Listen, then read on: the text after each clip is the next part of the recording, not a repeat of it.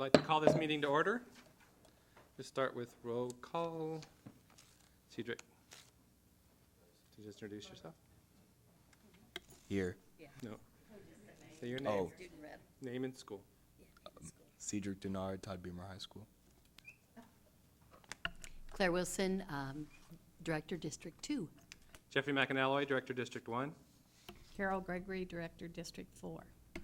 Tammy Campbell, Superintendent. Michaela Reedy, Truman High School. And now if you all please rise for the presentation of the colors by the Todd Beamer High School JROTC. Forward. Mark.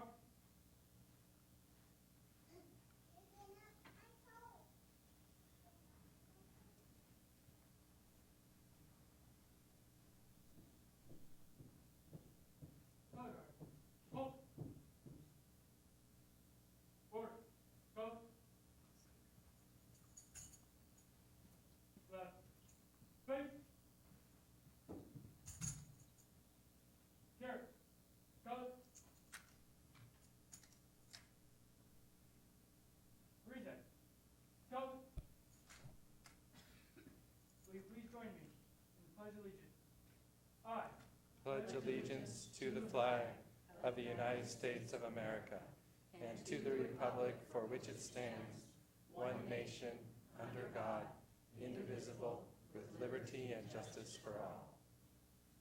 Garrett, go. Forward, go.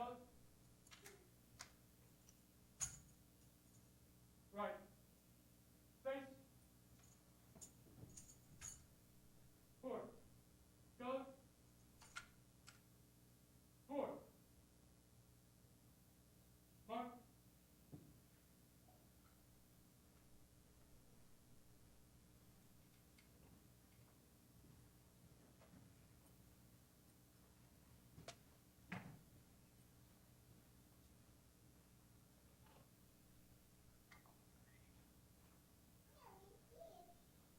Please be seated. At this time, I entertain a motion for the approval of the agenda. I move that the Board of Education approve the meeting agenda of September 26, 2017 as submitted. Your motion, do I have a second? Second. Any discussion? Hearing none, all in favor say aye. Aye. Opposed? Motion carries. Entertain a motion for the approval of the required approvals agenda. I move that the Board of Education approve the required approvals agenda for September 26, 2017 as submitted. A motion, do I hear a second? Second. Any discussion? Hearing none, all in favor say aye. Aye. Aye. Opposed? Motion carries. Now we have the introduction of new administrative staff. Dr. Campbell? At this time, I'd like to have Cassie Swenson, Chief of Communications, come up and introduce new staff.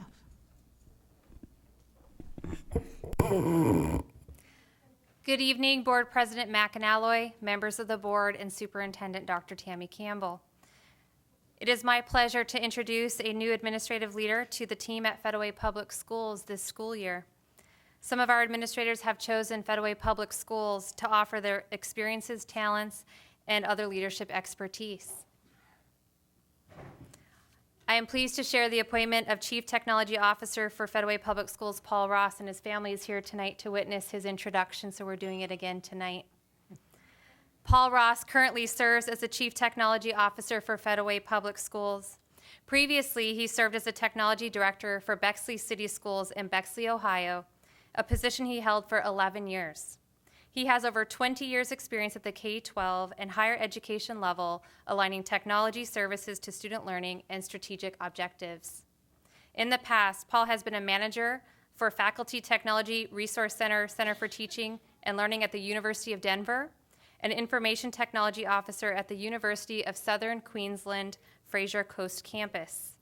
Highlights of these experiences include the design and implementation of the first e-career fair, his appointment to the Ohio State Advisory Testing Committee, and creation of best practice methodology for certifying classrooms.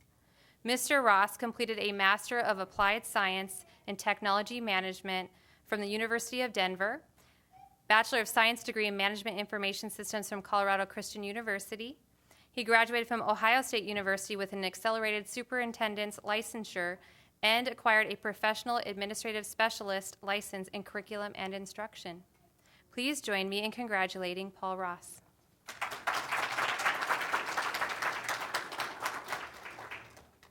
G'day and good evening, Board President McAnally, members of the board, and Superintendent Dr. Campbell. As your Chief Technology Officer, my role is to serve, lead, and connect. I'm eager to serve the community of Federal Way Public Schools that celebrates diversity and truly believes that each scholar has a voice, a dream, a bright future. Every scholar and family has a story, a projection where they want to be now and into the future.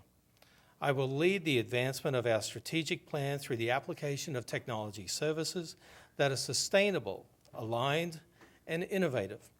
We'll explore and apply systematic changes through the multitude of challenges and opportunities before us. We have a team that is committed to the work and to the scholars we're connected to, all 23,000 scholars across 38 schools and 1,500 plus learning environments. Thank you for this opportunity to proudly serve Federal Way Public Schools and our community of Federal Way. Thank you.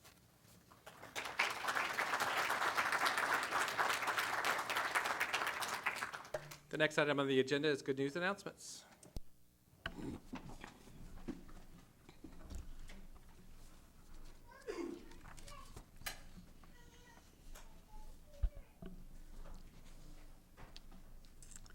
We'd like to thank several community partners for hosting a back-to-school breakfast for student scholars at Park 16 Apartments on the first day of school.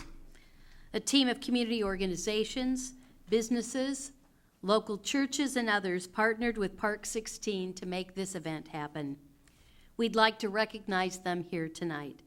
This is in support of Strategic Plan Goal 2, the whole child, thriving, confident, responsible individuals. When I call your name, please join us up in front. Pastor Dan Larson, Family Life Community Church. Cheryl Hurst, volunteer. Chaplain Zudi Zeriljan. Yvonne Pack, Comcast. Leah Dimalanta, Comcast. Bailey Edwards, Comcast. Marcus Thomas, and accompanying staff from Park 16 Apartments. If there are any other partners present, we welcome them to come forward to be recognized at this time. We'd also like to thank others who contributed but couldn't be here this evening. Shelley Pauls, We Love Our City, Pastor Joe Bowman from Integrity Life Church, and Misty Little from Costco. While waiting for the bus, our young scholars were greeted and provided breakfast, smiles, and high fives. They could also take a first day of school photo with their grade numbers. A huge thank you to all who collaborated to make the back-to-school breakfast on the go a very fun and positive morning for our student scholars as they kicked off a new school year. Thank you so much.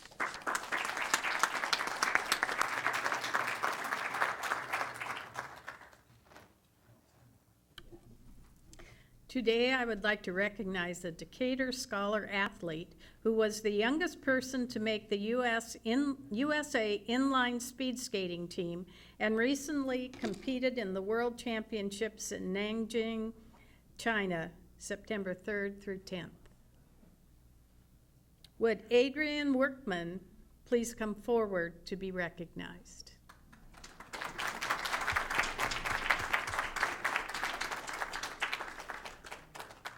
At the world competition, Adrian skated the 1,000-meter race on the track, running the 16th fastest time in the heats. He placed 29th for junior men in the marathon out of the 83 junior men that skated. We are proud of Adrian for not only his athletic pursuits, but also his focus on academics. This is in alignment with the district's strategic plan, Goal 3, for all scholars to be engaged, empowered, critical thinkers. Congratulations, Adrian.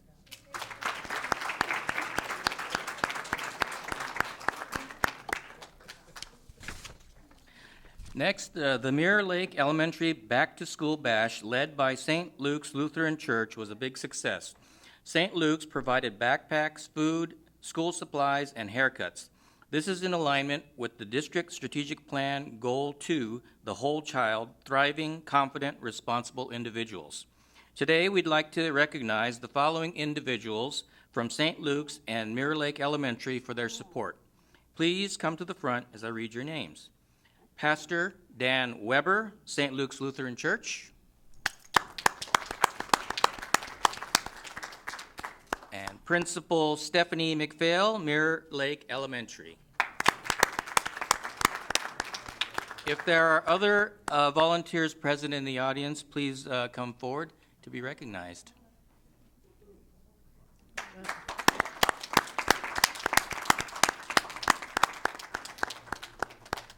An estimated 250 families attended the event and were supported with over 300 bags of supplies. This could not have been done without the work of community volunteers and Mirror Lake staff. This is a great example of what can happen when schools and community groups work together to make things happen for kids. Thanks to everyone.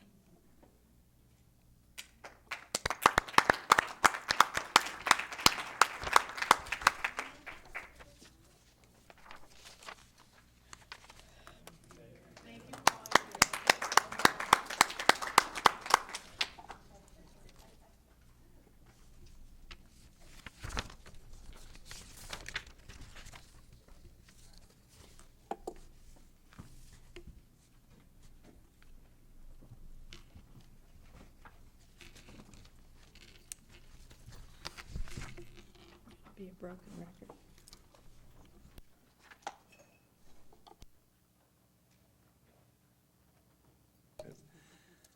So next is the legislative liaison update. Just asked if I'm going to be a broken record, so I'll be a broken record for a minute, and then I'll add some new data. So from what we heard this last weekend at the Legislative Assembly, it sounds like it will be the first week in December that they will have a one-day fourth special session to approve the capital budget, and it won't be any sooner than that. So unfortunately, we have several school districts, about 110 of them, that are all waiting on their construction process. So I would continue to encourage you to call all 9 legislators that are in Federal Way Public Schools, especially on the Senate side, to tell them to move forward and not hold our 1.1 million children at bay while they try to make a decision over a water issue on the east side of the state. Secondly, I led the Legislative Assembly this year, and we actually had less schools represented. There were more signed up. We had 105 sign up, but there were only 88 represented at the Assembly. But that 88 actually represented 71% of all of the scholars in the state. So that is actually a pretty big number when you think about what was represented from the very largest. Actually, we had the very largest and the very smallest school represented. And we went through 47 different pieces, and that will come forward to the Legislative Assembly next month, the end of October, and then it will be presented as our one-page plan to work with the legislator in legislation next year. So I'll be excited to see where that goes, and it was definitely a lively, they kept me on my toes, for sure. All right, next item is public comments. Public comments, there are blue sheets on the back if you'd like to comment. You do get 3 minutes, and I have 2 of them at this point. So the first one is from Frank Comito.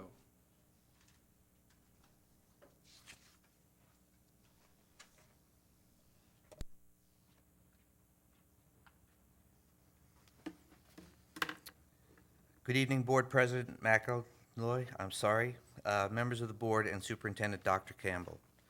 I'm a parent of a student at Decatur High School, and my comment is that I believe that parents would like to see, prior to the end of this meeting, or no later than the very next meeting, that this board schedule and hold a public hearing with comments, questions, and answers no later than December 1st, 2017, to explain the current grading system and to answer specifically the following questions and all other questions presented by parents at that meeting. Specifically, how does the district's grading system, how is it implemented in a manner that supports the best interest of our students? How is it superior to the traditional plus-minus grading system coupled with a 10th point precision lower tier grading model? How does it motivate students to reach a next grade when that next grade is unachievable because the spread between the 2 grades is too far apart? Also, how does the district's grading system accurately represent the grade differences between student performance? How does it relieve teachers from the ethical dilemma of having to inflate or deflate a grade because the spread between grades is too large? And how does it support our students who compete for entry into universities and for scholarships by awarding our Federal Way students a lower grade that results in a lower GPA for the same quality of work as other students in different school districts that use the plus-minus system? And at that meeting, please also answer any questions with respect to this district piloting new grading systems this 2017-18 school year. I believe that this meeting is critical, essential, and immediately necessary to all parents and scholars to determine whether our sons and daughters are at a competitive disadvantage when competing for entry into universities and for scholarships with students of other school districts that use plus-minus system. For example, under the current grading system in Federal Way, if a Federal Way student receives a 3.45 class average, then that student receives a B, a 3.0 GPA, whereas a student in a plus-minus system can receive a 3.3 class average and receive a B+, which is a 3.3 GPA. So you can see, even though the Federal Way student performed better than the plus-minus grading system student, that Federal Way student received a lower grade and GPA. Finally, I hope that every parent and those listening tonight, along with all your friends and families, will contact our school board members and tell them that you want this meeting immediately to support your sons and daughters, and that the grading system needs to be changed back to a plus-minus system no later than the beginning of the 2018-19 school year, if not sooner. Thank you for your attention. Thank you. So as board president, I'll speak for the board. The board supports the work that the superintendent and her cabinet are doing. And I know you've had several meetings with them, and it's been shared that we actually have a 2-year process that we're in the 2nd year of. And I would encourage you to let that process complete and then come back for additional answers or questions at that point that may not be answered. But as the spokesman for the board, we do support the work the superintendent and her cabinet and team are doing, and we need to let them finish through that fruition. It's 1 year into the 2-year process if we're looking at that. Will that result in the answer to these questions? That's what the committee is tasked with at this Okay, point. thank you, sir. Thank you.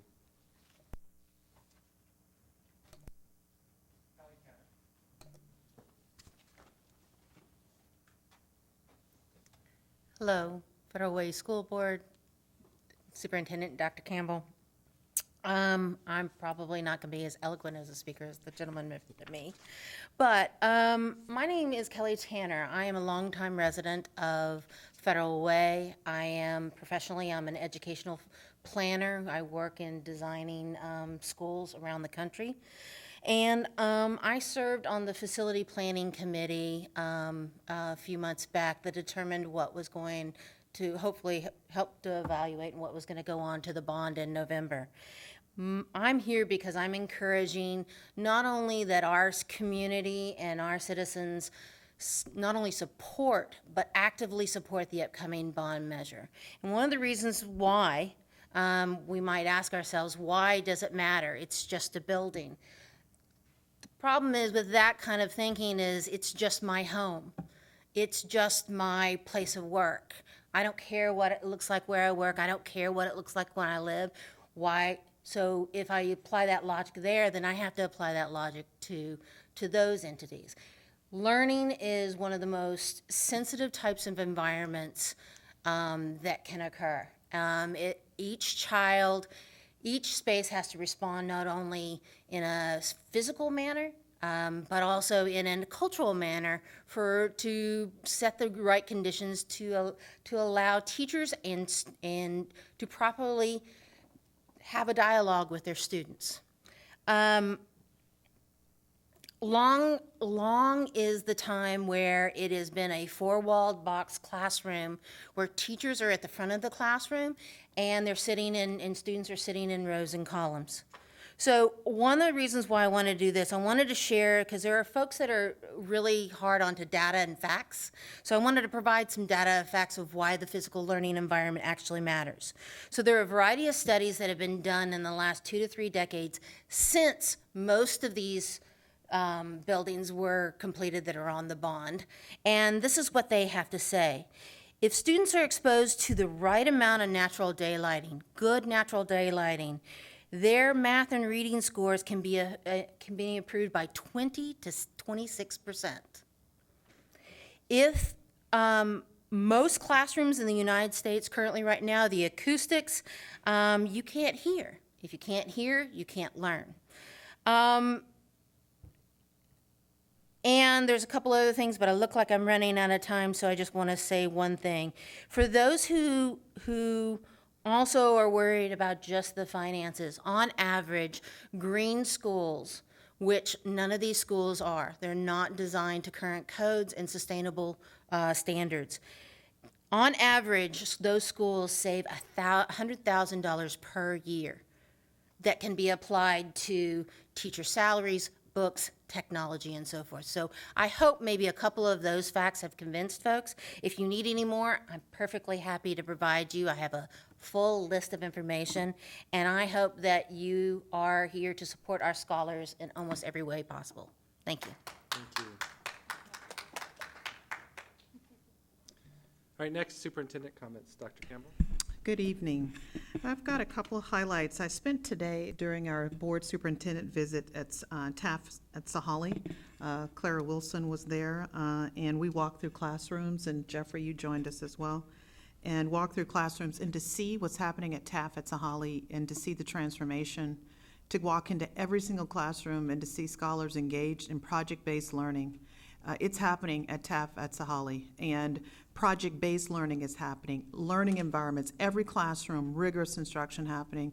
I'm going to be looking forward to taking some of our service organizations, walking through the school to see what's starting to begin there in terms of laying the foundation so those scholars are college and career ready. I was absolutely blown away by that. I met with my scholar advisor to the superintendent, almost 60 scholars and from all over our middle and high schools, and they framed up an award called the Because of You Award. They will probably tell you a little bit more about it, but basically the way it'll work is every month, scholars from across the district, grades 3 through 12, will submit a write-up of an educator. It could be a custodian, a teacher, it could be a secretary, it could be any person who's an educator, and they're summarizing how this person had made a difference.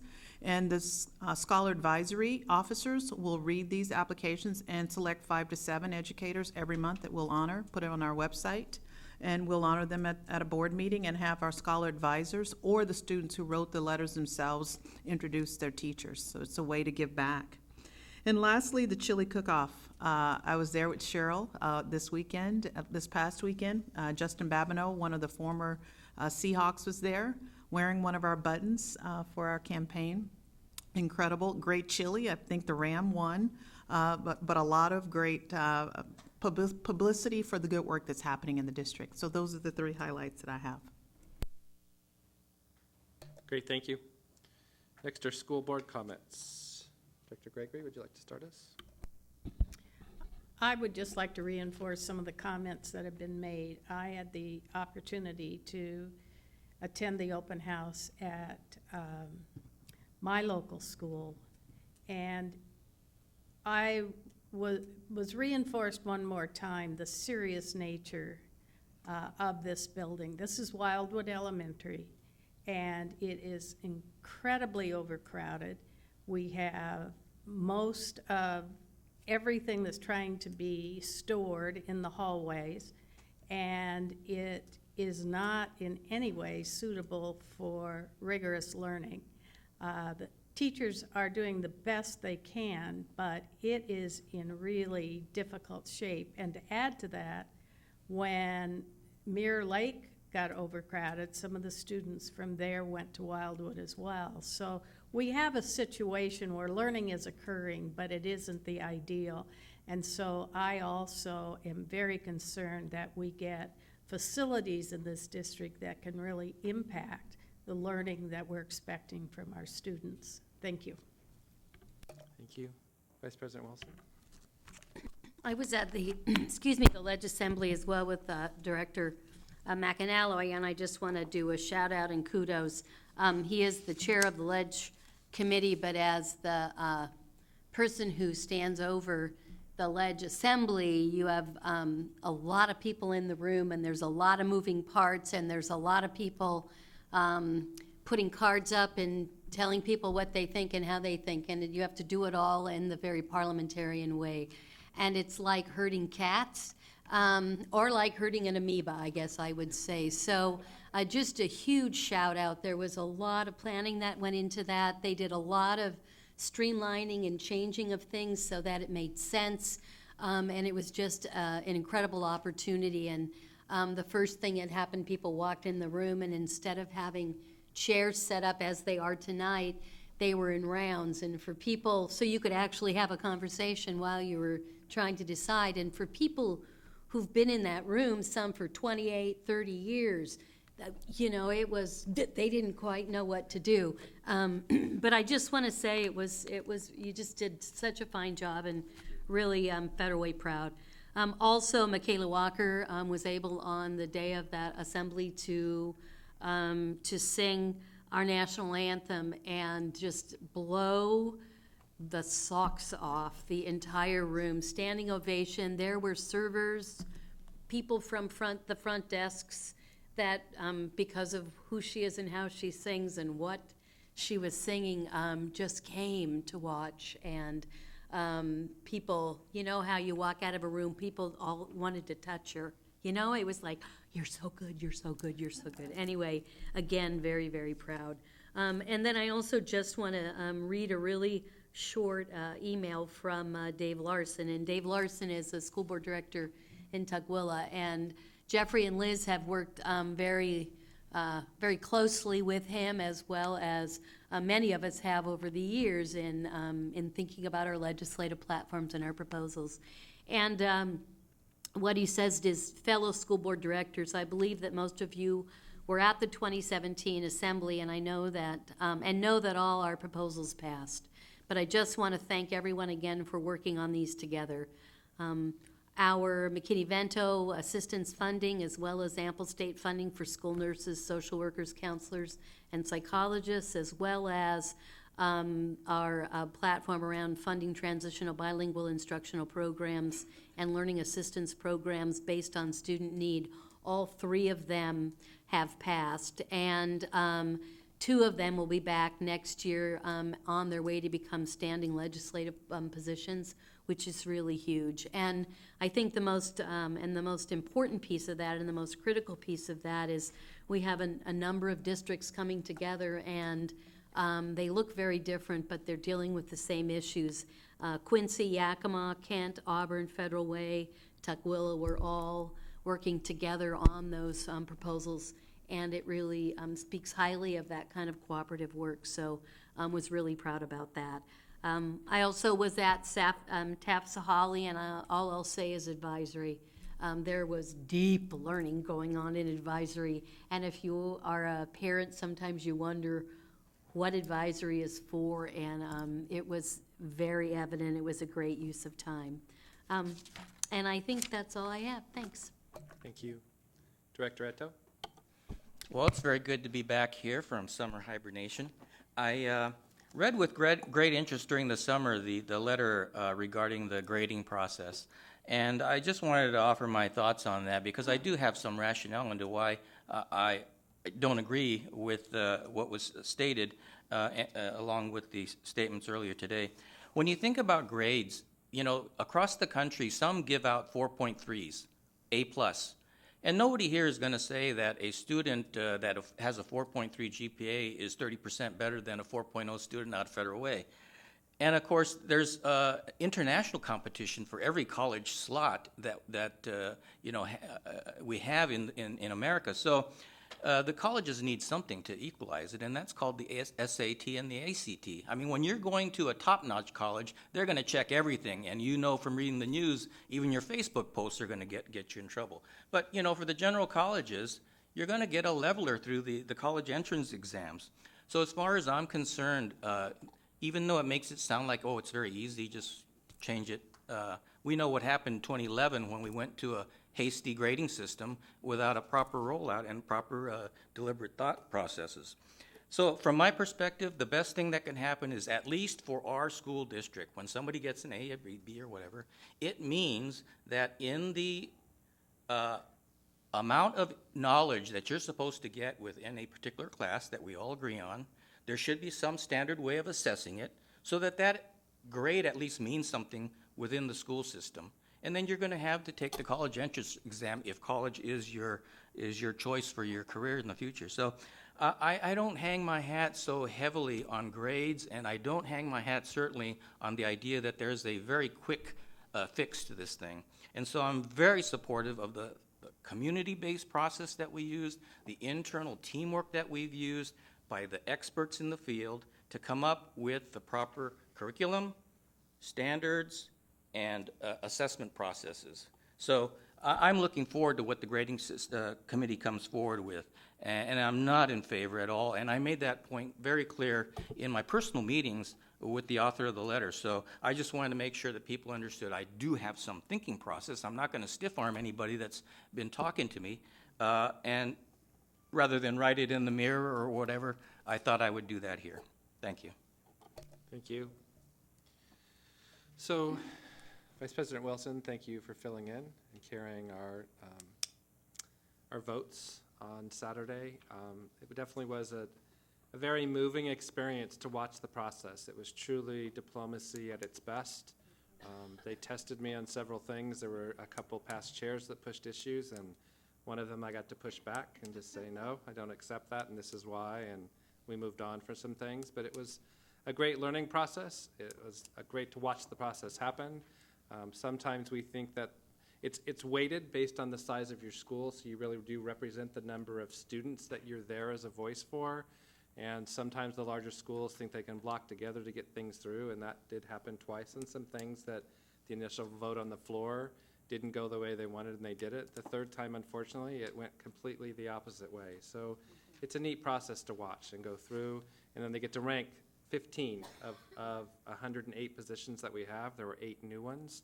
When I started with this, we had 150, so we're working on trying to simplify and become more nimble in the process. So it was definitely a great process to go through and to lead, and I was honored to do that.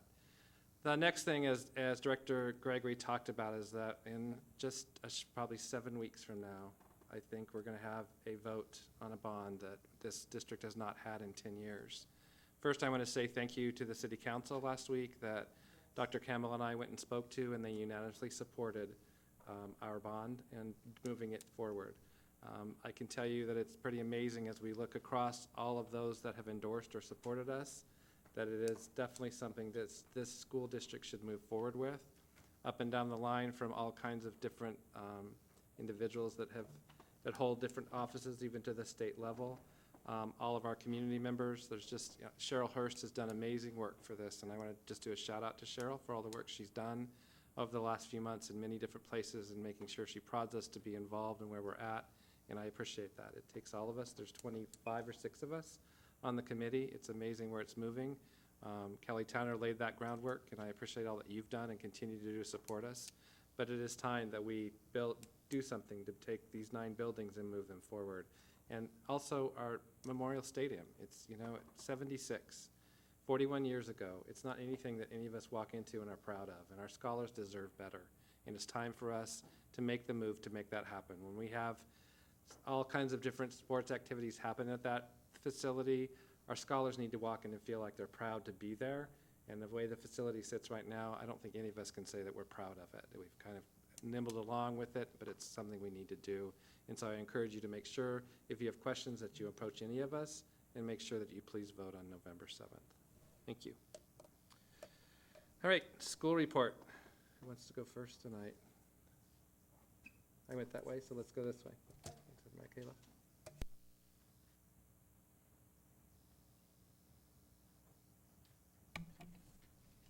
Okay.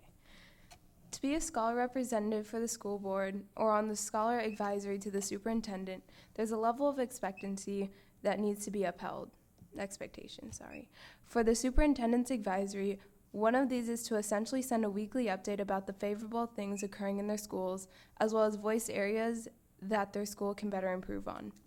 They delved into all areas of the school, from education to even sports and clubs. As we all know, entering a new school year brings about not only changes but adjustments as well, from new policies and start times to new classes and teachers.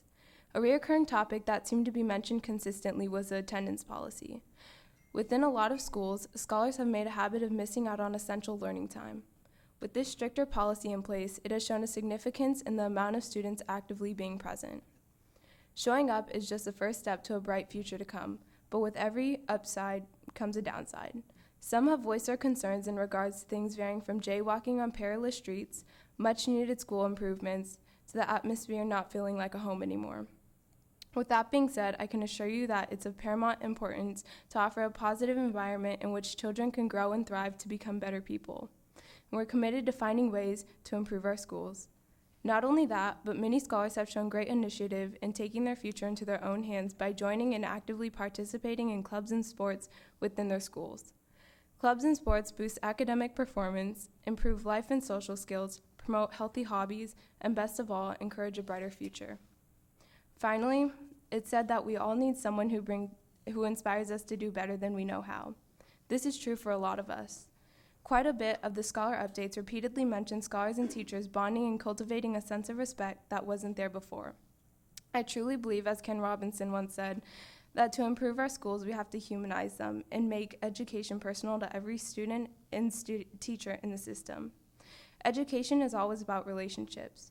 Great teachers are not just instructors and test administrators. They are mentors, coaches, advocators, motivators, and lifelong sources of inspiration to their students.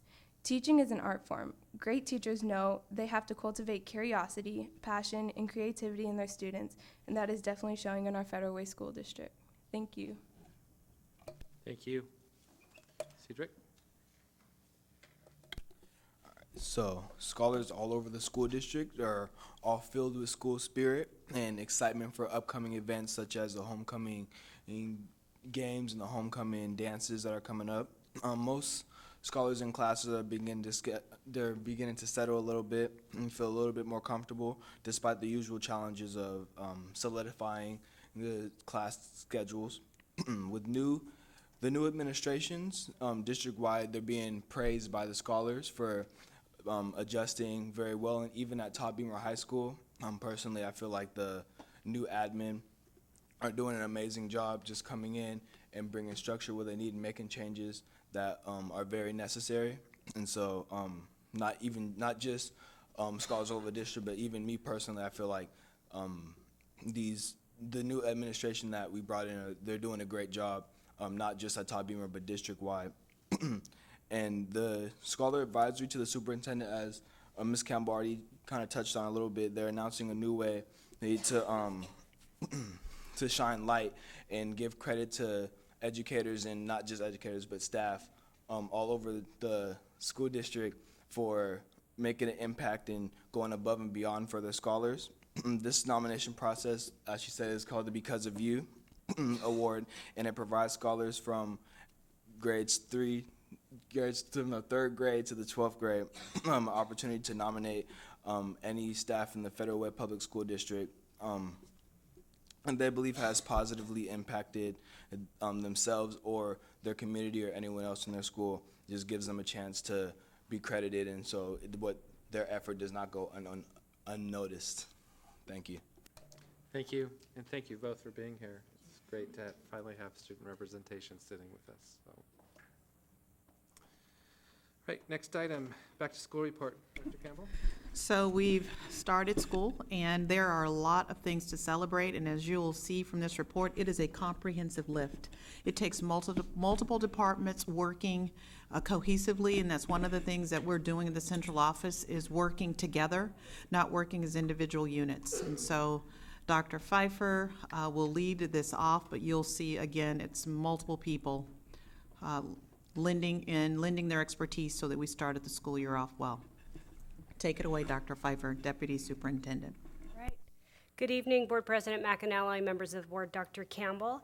It's our pleasure this evening to provide to you a back-to-school report. And joining me this evening, or is the whole crew in back of me, we have the Learning Improvement Officers, Marla Newton, Julie Ray, Dr. Ginger Collison, and Martin Boonstra. The Executive Director of Teaching for Learning on behalf of James Crawford, Ms. Shawn Simpson. Sally McLean, our Chief Finance and Operations Officer. Mike Benzine, Executive Director of Maintenance and Operations, Michelle Turner, Director of Transportation, and finally, but not last, David Brower, Chief Human Resource Officer. The purpose of this presentation is to celebrate the opening of school for our 23,000 scholars by sharing an overview of our back-to-school efforts that highlight and reflect our work in service of our goals of our strategic plan as we launch an exciting 2017 school year. You'll be hearing back-to-school updates from 5 departments this evening, and we'll be highlighting their work related to preparing for a successful school year. We will begin with our Teaching for Learning department, Ms. Shawn Simpson. Thank you, Dr. Pfeiffer. The Teaching for Learning department would like to review the work that the department led throughout the summer of 2017. Our focus will be on the development of a guaranteed and viable curriculum across content areas and grade levels, professional development and supportive implementation of the guaranteed and viable curriculum, and how we will use a comprehensive assessment system to support and analyze the implementation.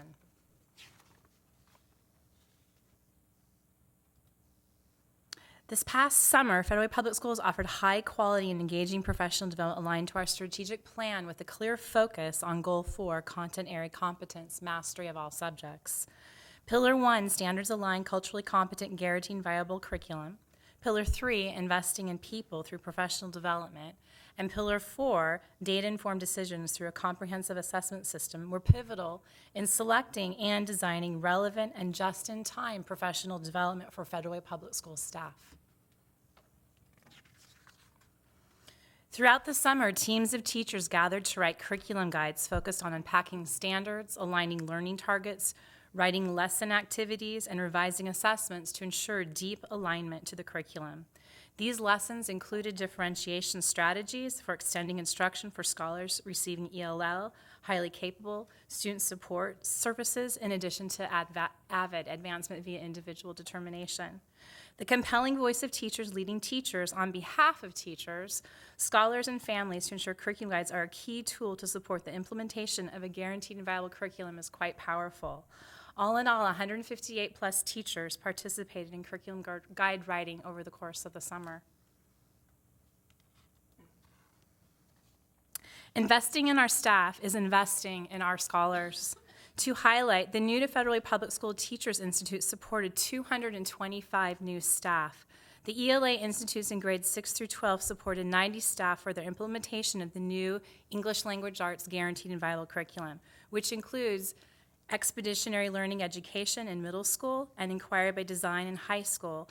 And in grades 6 through 8, the independent reading level assessment resources starting their year 2 implementation, and 9th through 10th grade independent reading level assessment beginning their year 1 implementation with an opt-in implementation at grades 11 and 12. This also supports STEM and project-based learning using Sphero, which captured over 120 Federal Way Public School staff. 600 elementary staff engaged in the learning around curriculum guides and math early implementers of Engaged New York Math curriculum guides in grades kindergarten through Algebra 1. This supported 200 staff. In addition, 170 staff engaged in special education trainings. Using data as a key strategy to inform continuous improvement is a central part of Federal Way Public School System's leadership.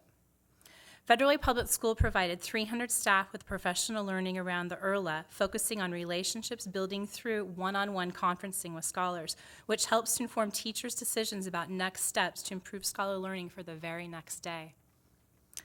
In addition, Federal Way Public Schools launched a system-wide approach to train 600 staff in iReady, which is in reading and math. iReady is a computer-based adaptive reading and math diagnostic assessment given 3 times a year that is designed for and highly correlated to the Smarter Balance assessment. While the IRLA is a formative assessment that provides daily information to make adjustments for tomorrow, the iReady helps teachers decide what to teach over the next couple of months, which provides us leading data. Here are some reflections from the teachers' voices regarding curriculum guides. The layout is easy to follow and makes me want to use them. Teachers will have a much clearer idea of what is being taught and how to teach it. The new curriculum guides give us learning targets and success criteria, show us how to integrate number talks, math concepts, and intervention. The lessons are focused and will help target what students need to learn. The total of number of teachers were impacted in this wonderful learning with curriculum guides is 1,923. Federal Way Public Schools summer learning programs both empowered scholars to learn and grow in the mastery of core content areas and built their capacity to learn and grow in their understanding of both STEM and STEAM. Elementary Summer Learning Academy, tightly aligned to Goal 3, engage scholars in enrichment experience that support creative, engaged, and empowered critical thinkers. Scholars engaged in hands-on learning experiences through camp invention, independent reading, the science of gardening, and robotics through Sphero. Federal Public Schools FRED is the big green bus, which stands for Fun, Read, Eat, and Dream. FRED drove into the communities all over Federal Way, Westway, Community Center, Camelot, Uptown Square, and Kitts Corner. It is a collaborative effort combining teaching for learning, nutrition services, transportation, and instructional technology. FRED visits the sites for 90 minutes in which scholars have access to lunch, books for home, Chromebooks, and additional activities. Federal Way Public Schools has 3 FRED buses that visited 2 sites a day for 90 minutes. Each site is chosen based on scholar need and access across the district. Federal Way Public Schools Secondary Learning Academy engaged scholars in grades 7 through 10, focusing on experiencing career technology education pathways and enrichment opportunities in digital arts, forensics, Sphero, and food sciences. Next, in grades 9 through 12, scholars are provided an alternative opportunity. Next, 60 scholars participated in 9th grade Summer Bridge hosted at Federal Way and Thomas Jefferson High Schools. This support was in alignment with Goal 5 of our strategic plan, which is persistent to graduation. Scholars engaged in learning how to navigate high school, understand transcripts, STEM project-based learning, purposeful reading, study skills, and real-life field trips connected to college and career. In grades 9 through 12, scholars are provided an alternative opportunity for high school credit retrieval. This pathway also supports Goal 5, persistence to graduation, and gives scholars an opportunity to show their learning based on standards they previously did not pass in a course and that they had been marked as failed. And this provides them with an opportunity to earn credit. All in all, Federal Way Public School is proud to share that 898 scholars across the district engage in summer learning from STEM to STEAM, from literacy to college and career pathways, and from a sense of self to a sense of belonging.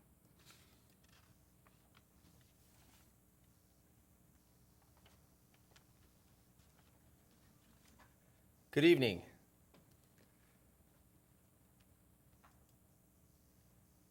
Support Services is here to ease the strain on our schools from the daily operational tasks and duties. We contribute to the success of our scholars and recognize the role we play as described in the strategic plan, Pillar 2 and Goal 2. And now I'd like to introduce Michelle Turner.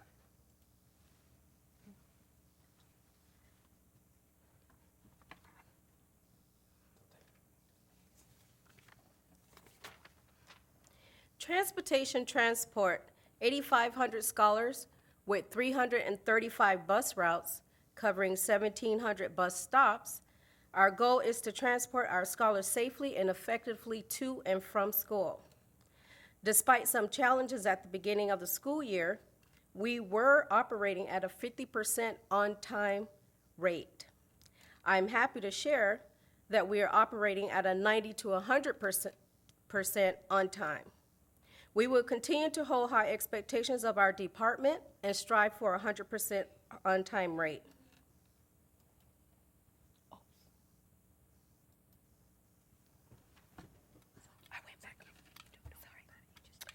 Sorry about that. Implementing improvements. We are continually searching on how to be more responsive and effective in transportation department. We are implementing improvements. While we experienced some initial challenges with our routing software, we have identified the cause and have made the necessary changes. With these improvements, we're able to establish new bus routes, stops, and provide faster parent notification and more streamlined communication. We're looking forward to these continued improvements. Training new drivers. Recruitment and training is our top priority, and we have created a plan for ongoing monthly trainings. Thank you. Thank you, Michelle. Aside from completing 629 work orders this summer, the maintenance and ground staff took on 73 projects this summer. To my knowledge, this is the highest number of projects the district has ever taken on in one summer or 65 days. Our projects ranged from simple things such as painting to more complex projects such as the replacement of major systems like synthetic turf fields, our boilers, and our roofs.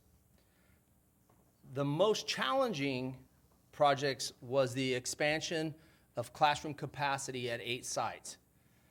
Because remodeling projects require a coordinated effort with architects, engineers, project managers, and building departments, we did experience some delays, and work did get pushed into the school year, the beginning of the school year. I want to add, if you take a look at this list of projects, certainly districts have to maintain, but this is a big list because of our schools that are starting to truly deteriorate.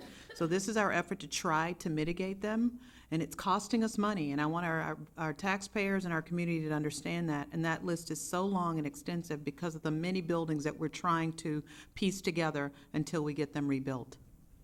Thank you, Dr. Campbell. The most rewarding projects that we accomplished this summer was to replace or upgrade play structures for our younger scholars, and that can be truly seen on their smiles. Federal Way High School has gone through a beautiful transformation this summer. We're getting closer to enjoying our new theater and gym, and have gained time towards the completion of the project by starting phase 3, the athletic field, simultaneously. This Thursday night, I'd like to report this Thursday night, we will be able to use our new west parking lot permanently. So thank you.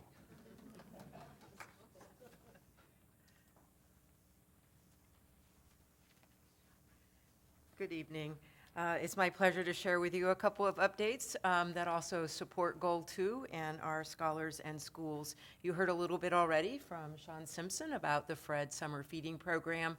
Nutrition Services served over 22,000 meals at 20 locations during the course of the summer, which is a significant contribution to ensuring our students have access to meals over the year.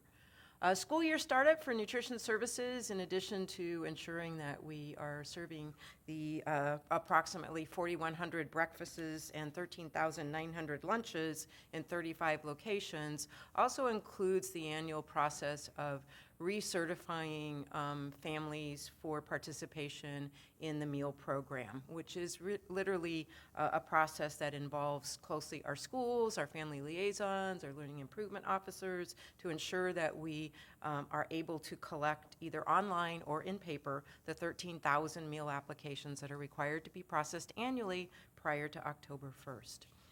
And of course, we're still looking for some great team members in support of Pillar 3, folks who would like to work the school year only for a couple hours a day. So more to come on that. Within business services, where we predominantly support our pillars, Pillar 2, 3, and 4, we shifted, in order to ensure the safety of our staff, we shifted our daily deposits to armored car services.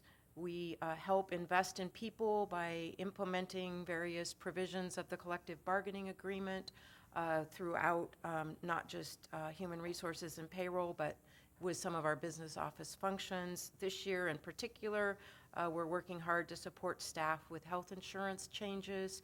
Open enrollment closes on the 29th. And then, of course, we work to manage the whole, spending a lot of time this year understanding the financial impacts of the McCleary decision, or House Bill 2422. Scholar enrollment, which I think is always a good thing to report on at this point in time, as it forms the foundation of many of our budgetary assumptions for the 2017-18 school year, and many different revenue streams come off of that enrollment projection. Obviously, in September, what we're really looking at in our first blush is the number of students who have shown up to school one or more days in the first 4 days of school. And as you can see by the blue dot that is above the lower dots, September's numbers were higher than what we've seen in the last 3 years. Just as a reminder, our head count for this category, our budgeted head count is 22,273. We may be slightly under that, but have taken appropriate steps during the first couple of weeks of school to ensure that we stay in financial good standing. And with that, I will pass this off to David Brower, our Chief Human Resources Officer. Good evening. It is my honor to be here representing an absolutely fantastic and dedicated group of people who work in human resources. I am proud to work with them every day and the work that they are doing along with the Greater Federal Way Public Schools team to serve our scholars and the staff who support them. I'm going to touch on a few high-level things with our strategic plan alignment and our hiring and our efforts to grow our own teachers and administrators to address the nation and statewide teaching shortage that is challenging districts around our region, especially across the state and across the nation. We focus largely on Pillar 3, investing in people. And as we look at that in our efforts this year, 82% of our eligible certificated staff returned. We want to see that number higher, but that number is in line with what we see in other districts of similar demographics. This year, we hired 6% fewer teachers than last and 12.9% fewer classified staff. We do have some openings. We have slightly fewer certificated openings right now than we did this time last year. And as Sally mentioned, we are striving to fill some classified positions, specifically in nutrition services. So if you know some people who want to come and help out, let me know. We have set a goal to increase retention by 5% this year, and we are focusing our efforts in that, gathering data with surveys as well as other means to make sure that we hit that goal.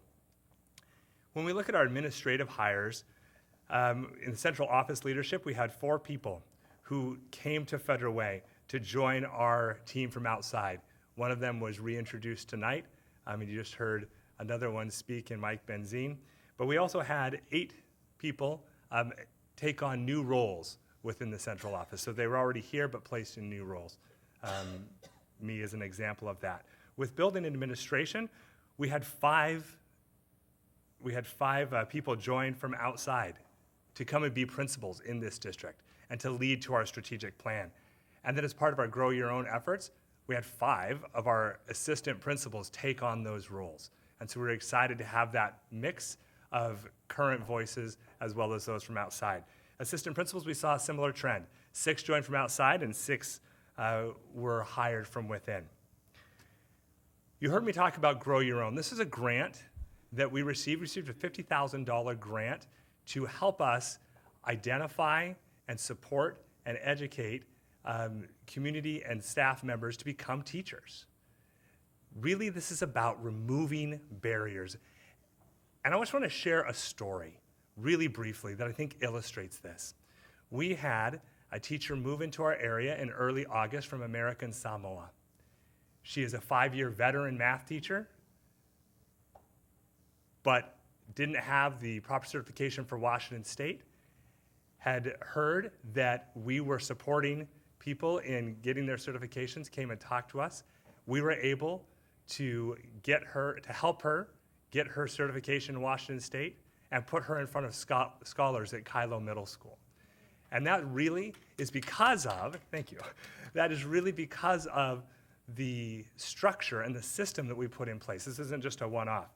And so you'll see that there's things that we're continuing to do so that we can continue to make sure that we have amazing staff in front of each of our scholars. It is my pleasure now to turn it over to Dr. Pfeiffer and the Learning Improvement Officer team. Thank you, David. Actually, for us in the Office of the Superintendent and in other areas in the ESC, planning for the upcoming school year begins the day after school gets out. And so for this year in June, we held our second annual Strategic Planning Summit. And all 39 sites brought school teams where we focused on the school improvement planning process, the tools and the resources that were developed by the Teaching for Learning department, and how to implementing to support the implementation of our guaranteed and viable curriculum. We also provided school teams with dedicated time to work on their school improvement plans during that time. In mid-July, we began the preparation for the school year in the Learning Improvement Officers engaged in their own retreat, where we focused what success looks like in the ideal in our high-functioning school. We also focused our time on diving more deeply into our data and the role that it plays in support of our teachers and principals as they lead for school improvement efforts. In late July, we asked our new incoming principals to provide a 30, 60, 90, 180-day presentation to our superintendent of schools, Dr. Tammy Campbell, which ensured a smooth transition into their new roles. And in early August, we held our admin retreat where we focused our attention on getting clear about the compelling why of our work, driven by research, best practice, and data, the what of our work, which is our strategic plan and the school improvement plans that support that, and finally, the how of our work, focusing on developing the capacity of our leaders and teachers throughout the system in an equity-driven, aligned system of support. We also have that opportunity to hear from Dr. Robin DeAngelo as we continue to grow our practice in the area of racial equity. And finally, we held 2 days of principal retreat where we dove more deeply into our guaranteed and viable curriculums, particularly in the area of English language arts, unpacking principal tools and resources to assure the fidelity of implementation of that guaranteed and viable. And we also continued our work with data analysis, applying our 4-lens protocol, and coached principals in the school improvement planning process. This year, our learning improvement officers will continue to regularly visit schools, be visiting classrooms, and provide support and feedback to principals in the area of instructional leadership using the curriculum guides and principles, tools, and resources that have been developed to guide those conversations. A critical component of the school visits and the principal professional development this year will be to continually progress monitor the data, particularly in the area of ELA. Up to this point, the learning improvement officers have conducted approximately 40 to 50 school visits, each school being visited approximately 4 to 5 times. Just want to add, when we looked at our data, we knew that this was not the outcome that we wanted, and we've asked each of our principals. We're spending each one of our principal meetings having principals bring data and actually diving deeply on it. We're going to really press on ELA so that we get a different outcome by the year's end. Thank you, Dr. Campbell. I think that I like that you reiterated that point, especially with the use of the tools that TFL produced. This will engage, principal will be able to engage principals in also more thoughtful conversations around practices that are happening in the classroom. So really quickly, one of the things we didn't have, a principal could walk through classrooms and not know what's being taught at that time. We've created principal guides so they know the lessons that should be taught so they can coach their teachers on that. Many districts had that in place, and that's just something that we've started.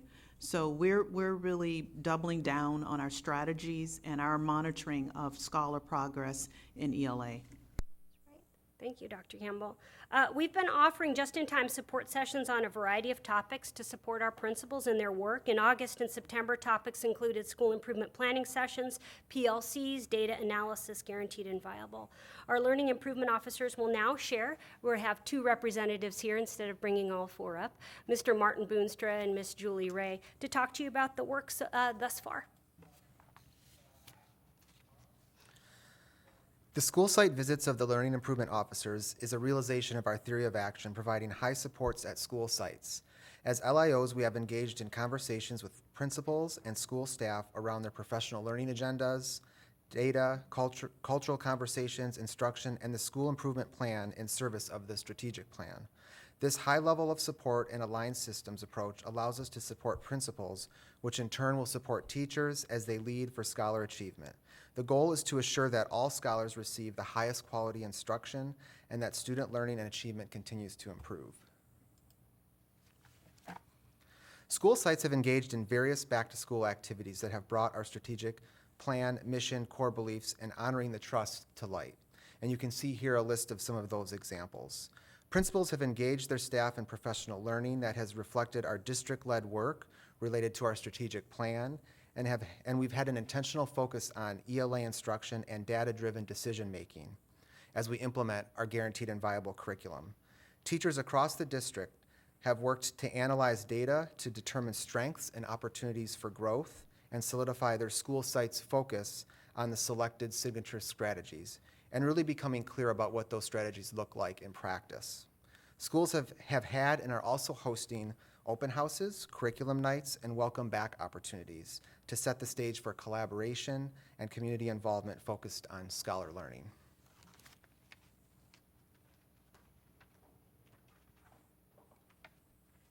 Our district-wide commitment is to focus on Goal 2, empowering the whole child, thriving, confident, and responsible individuals.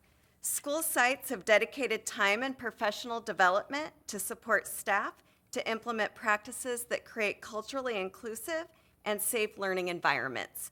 Building universal understanding of positive behavior intervention supports that communicate expectations, positively acknowledging and reinforcing appropriate behaviors, and perpetuating social emotional growth, each school is embarking on a data-driven approach to Goal 2.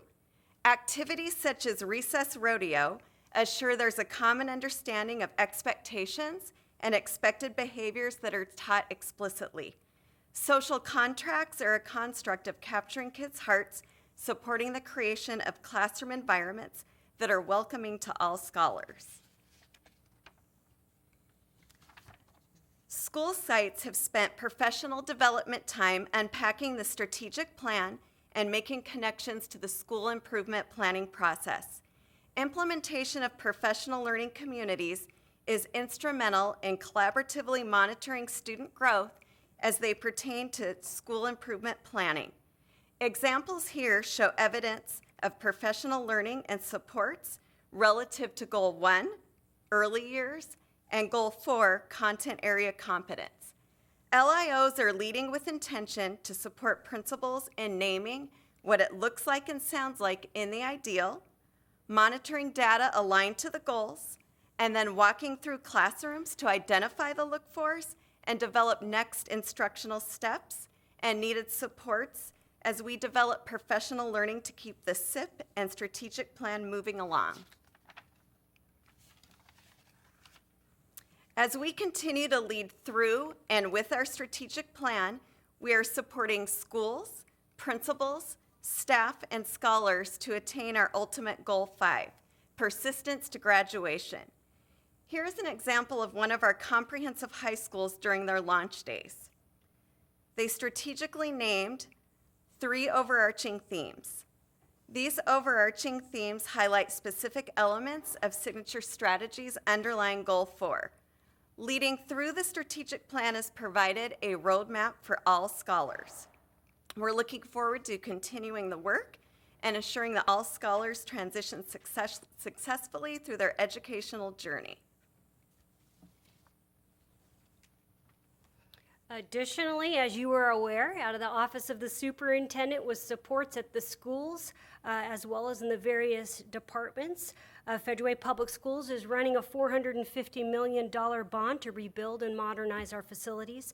The bond is greatly needed as 19 of our buildings are 40 years or older. We are over capacity in our elementary schools by 1,000 scholars. Safety enhancements are needed, including security cameras and many of our buildings with multiple entries. And the bond will maintain taxes at the current level of our community for our community members. We have been engaged in informational outreach meetings and presentations to inform our public about the bond, engaging all district employees, city and community-based partners, families, PTSA, and scholars. Additionally, I support the Office of Equity, so I'm going to just briefly highlight 3 of their areas of work.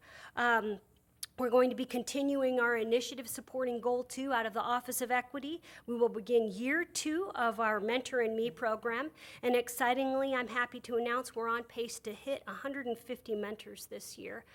We've been getting a lot of traction on that. David Stone has been doing a lot of outreach efforts and really recruiting that in partnership with Dan. A lot of interested community members. We're also currently running, continuing our robust attendance campaign and messaging the importance of being in school on time every day. And in August, we had 1,047 staff members engaged in racial equity training with Pacific Educational Group or with Dr. Robin D'Angelo. As you're aware, Dr. Campbell has a scholar advisory committee made up of approximately 50 scholars from throughout the district. They collectively decided to launch the Because of You Award, which you heard about this evening, in which scholars will nominate and recognize Federal Way Public School staff members that have made an impact on themselves, other students, school, or community. The Scholar Advisory Board will review the submitted nominations, and 5 to 7 staff will be honored monthly. So one of the things we did at the last Scholar Advisory, we wanted to ask our scholars, why do we call them scholars? I've had people in the community ask this question. And one of the things that I talk about is scholar is a synonym for student. We often will say, what are the kids doing? Well, when you look in the dictionary, kid could mean a young goat. So the fact that we're using the word scholar, it's in line with the definition. I mean, really, we don't think about that word that we're using. So I think scholar is fitting for what we want, and we're going to double down on that. And I think when you hear our young people talk about why, it's compelling. All right, so we're going to go ahead and launch.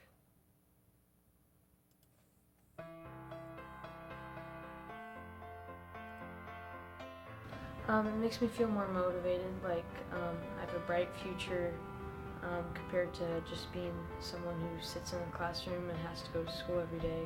It empowers us. When we think of a scholar, we think of someone who's pursuing their education farther than what they're actually doing. So we're pushing ourselves. We're setting higher expectations for ourselves than what like the district or what our teachers have for ourselves. It definitely implies a positive connotation that helps me be more disciplined and motivated. Every student is held like high standards. It sets a tone for not only the students, or well, for the kids, but for the community as well, that these kids aren't just going to class to learn, that they're young men and women in training so that they can be productive members of society like a scholar should be and actually contribute to the overall betterment of the world we live in.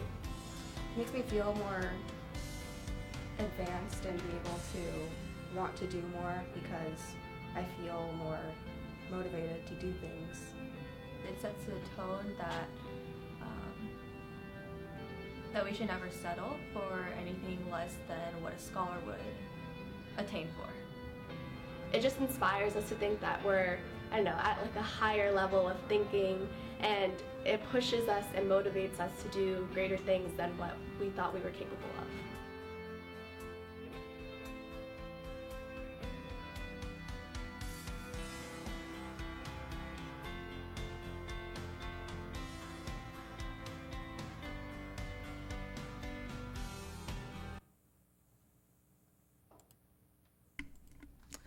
Thank you. Thank you, everybody. Thank you, team. Lots of hard work. Thank you.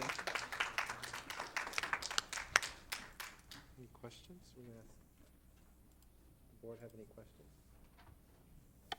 Well, I think we ought to kind of look back and see where we are in terms of a point of departure, because, you know, before we had all these various departments come in with all the things that they did in the past year, and there was no collaboration, there was no, you know, interconnectedness amongst the department. Here, it's now a strategy that is compounding with the efforts of every group, and it's a collaborative effort amongst everybody. It's holistic.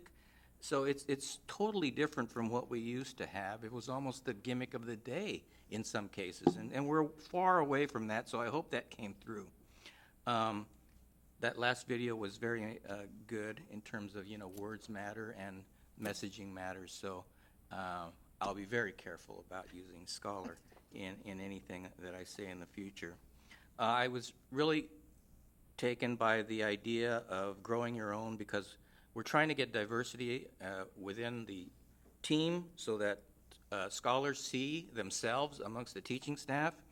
And I hope that we change the messaging that is prevalent in the news that teaching is a low-income career. That's not the career path. The career path actually goes through vice principal, and ends right over there. And as I showed Cedric last time, because he gets all the information that we all get, the contracts for the principals and all, they do fairly well, right? So the career path for teachers goes beyond just the classroom for those that want it. And they'll get a lot of leadership training, and so it's really a message that needs to change, because I think it diverts a lot of folks that might have chosen teaching as a career path. And I hope it's successful here in terms of changing the profile. Thank you. Any other questions? Thank you all for the effort. It definitely shows, and it does show the cohesiveness and the systematic changes that are happening within our district, so thank you.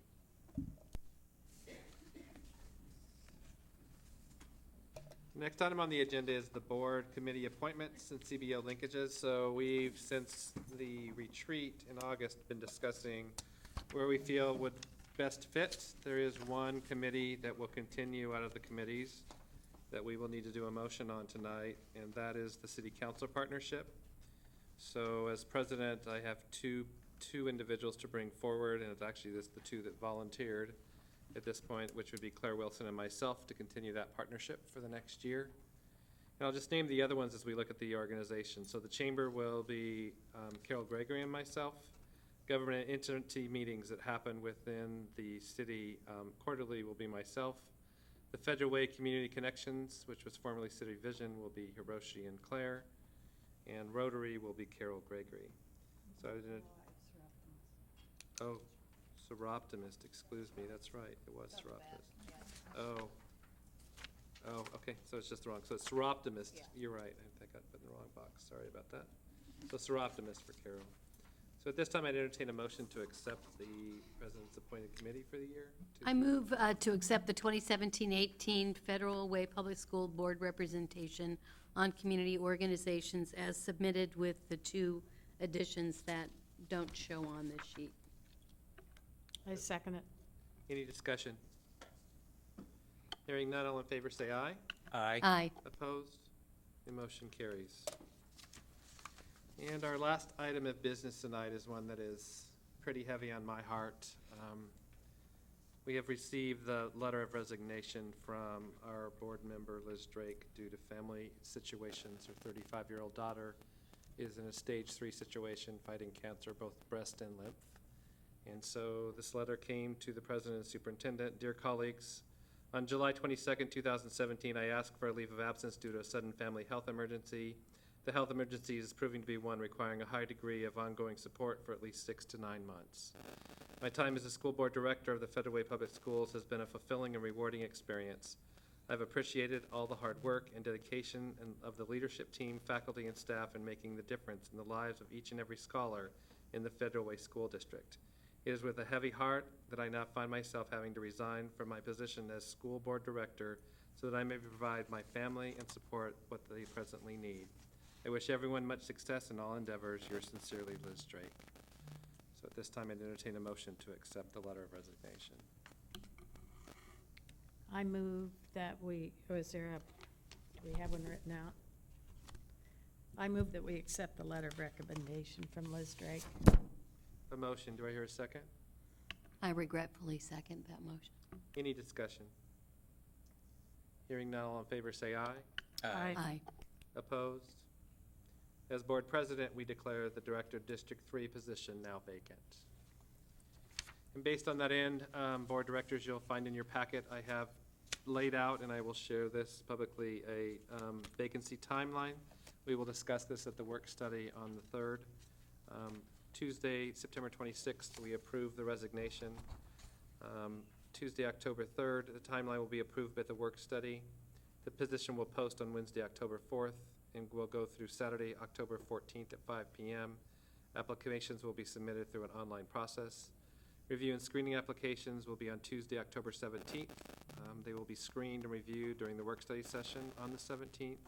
An executive session will follow immediately of the work study to determine candidates to interview. Interviews will happen on Tuesday, October 24th at 4 p.m. at the ESC, and we will move into executive session to discuss it at 5:30, and then take action as we discuss it publicly on the 24th of October. And the candidate selected will be seated on the Tuesday, November 14th, 2017 meeting, and we'll take oath at that time. So again, this is just a tentative schedule that we'll approve on the 3rd. I did get legal counsel to make sure to look at this and what we did to cover everything. And what we will also discuss will be questions and how things will lay out in that timeline at the work study. Any questions? Hearing none, we are adjourned. Thank you.